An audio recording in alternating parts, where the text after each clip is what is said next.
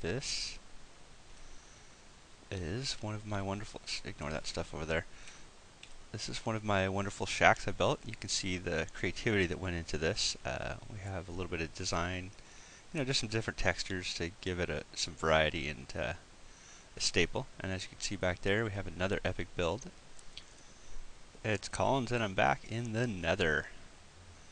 Just to show you that I have an epic build that includes wheat that's grown in the Nether. You'll have to forgive the noise in the background there. We give that a second. These little gold guys back here, they keep spawning, and so I threw some pistons together just to kind of bunch them all up together. Because if you bunch them up enough, eventually they stop making noise. And I wanted to show you, we are also still in the Nether, and I wanted to show you my impressive enchanting room that we built in the Nether. It actually floats on top of half slabs. Sorry about this thing, it'll stop making noise in a second. It just fills up with these things and they quit making noise. It's kind of nice. And this is Collins and I'm back again. And we're just going to go into, let's see, I can never figure out which one of these goes. Okay, we want to go to the underground farm. Yeah, ignore that little thing. So let's go into our underground farm. So not only can I grow wheat in the Nether, I can grow netherwort in the overworld. Let me get past this goofy thing. I can grow netherwort in the overworld. And this is Collins, and we're back again. And this is another one of my epic builds. I have this entire, this beautiful structure where I encased a column of dirt. Apparently, there's something called silverfish inside it underneath this little block here. Not sure what that does. And then we have an end portal. We're here in the end, actually. And I just wanted to show you that I was able to, if you go out far enough in the end, apparently, you can make a roof. This roof is made out of half slabs, and then you fill it with water. And then, sorry about these guys, they're kind of like those golden guys. If you get enough of them, eventually they stop making noise. But and I'll do that in a second there. But we have a potato farm here in the end. So yes, you can grow potatoes in the end. You don't even need water on the ground. You just put water on the roof and it flows over the side, and then you get potatoes. And you can even light this up with jack-o'-lanterns. Yeah, sorry about these guys. And then there's another one of my epic enchanting tables that I built. And then we got a skylight going up. Some weird thing up here. I'm not sure why I built that. Yeah. So we even have an ender chest to store our potatoes in. Definitely epic. Let's get out of here. Lovely potato farm in the end. And I apologize for having the farm scattered all over the world. I do actually have one centralized, so we'll just use this one because, I can get all my stuff. So one of the things I'd like to do when I join a server is possibly get together with some people so I can learn how to do some stuff with. Apparently there's this stuff called redstone. So I'd like to have to learn how some of that stuff works. I think that'd be pretty cool. So let me replant these and we'll continue with our tour. Welcome back. This is Collins again. And we are in my creative world. The creative world is great because you can just spawn weapons and automatically you don't even have to build them. And I just want to show you that I am also epic with redstone creation. It's, oh, sorry about that piston. Never get that thing to work right. I'm not sure. So we are epic with the redstone pistons. We are epic with moving redstone downstairs. You can see this turns the light on and off. We are epic with redstone connecting pistons. You can see I've got this piston set up so that the redstone doesn't even turn it on. Very epic. And we are epic with tripwire. So as you can see, I go through the tripwire and the lights turn on. It's amazing. I learned that no matter how you do it, it always works. Epic. And I also just wanted to give you a quick view of some more aesthetically pleasing builds I have. This is my fancy villager town. Damn it, I want to get this to work on camera. Why are all the drops disappearing? Where the heck are they going? I wish this stupid thing would stop making so much noise and stop making the drops disappear. Jeez, where are they going? I can't put this in my application video. Look, it's a spider spawner. This thing works amazingly well. You can see that it pumps out the spiders like mad. I'm not really sure how this works. All I know is I build this funky little thing and spiders fall down here all the time. As you can see, they're constantly dropping right now. You basically just make it as dark as possible as you can in here, and you give them as much space to spawn in this little area. I just threw some colored wool in there to make it look cool, and then spiders drop constantly. Look at all those spiders. I love it. In my other world, I actually have a Let's Play video. As you can see here, I've also built some epic structures. Here, I call this Wall of Vines. Definitely epic. And there's also a very fancy underground base in here. Check this out. Very fancy indeed. Definitely something you want on your server.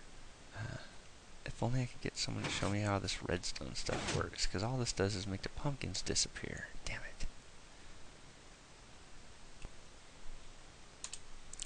And what addition to your server wouldn't be complete without some epic caving? So we got a cave. Let's check this one out. Oh, this is great. This thing goes down. We got gravel, we got dirt, we got stone.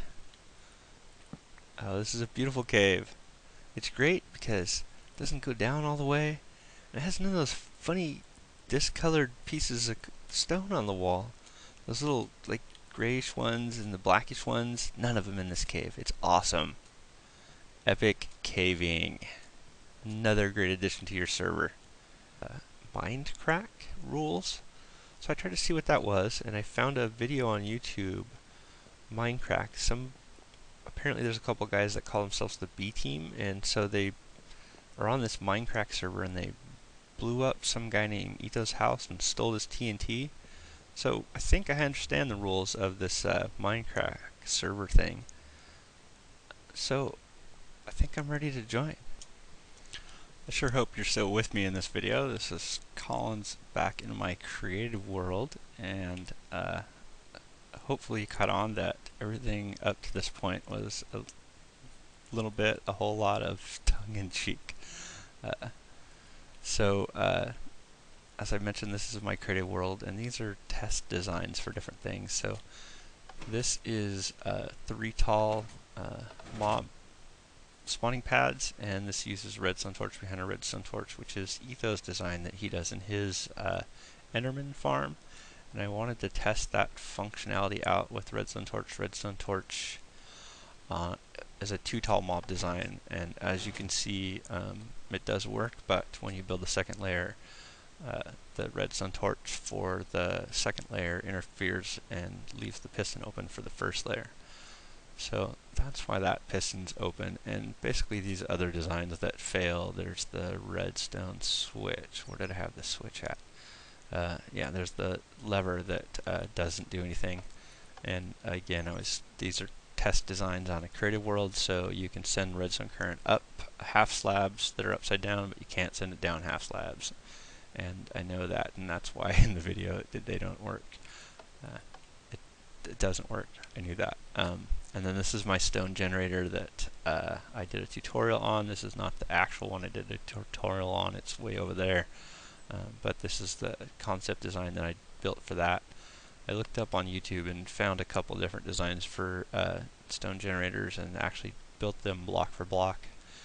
So I set up a design with this little channel down here so that this, the water, if it flows, will flow into this channel. The lava, if it flows into this channel. It doesn't get all over the place. With the mob spawner over here, it's obviously set up as an AFK stream, so the drops go into the nether, and I know that. And this thing normally kicks out a crazy amount of mobs. I wonder what's going on with it today.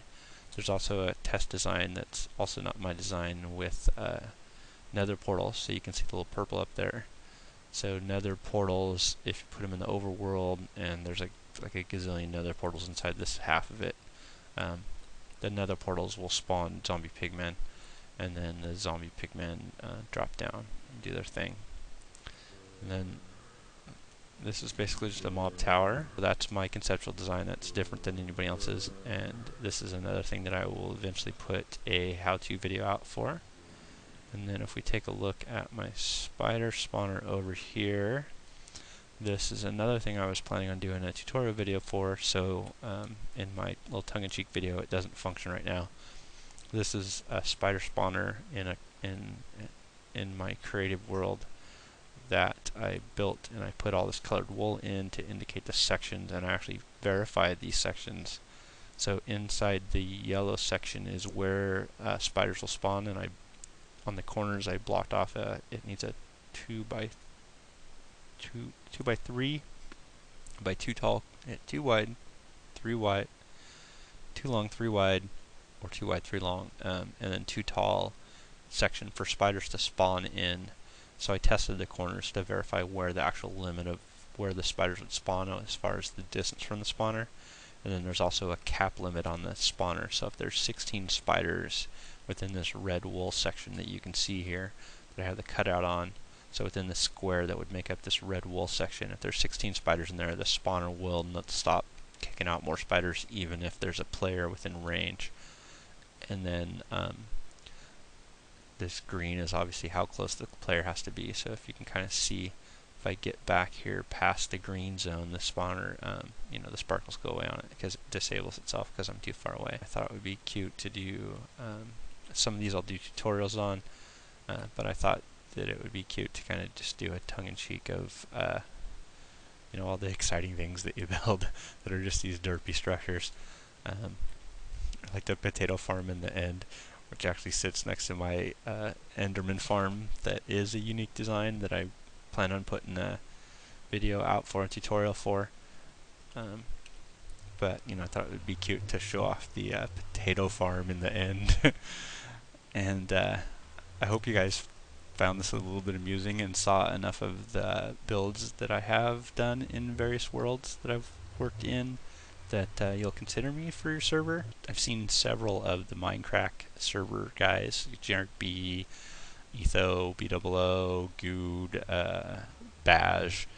There's a lot of their videos that I've seen, and I really like the interaction that they have on their server.